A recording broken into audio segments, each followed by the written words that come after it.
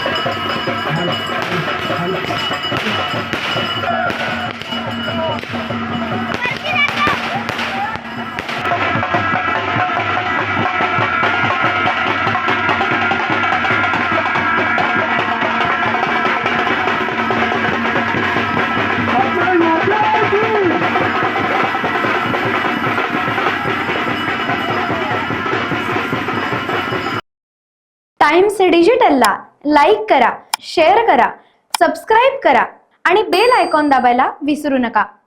Times digital.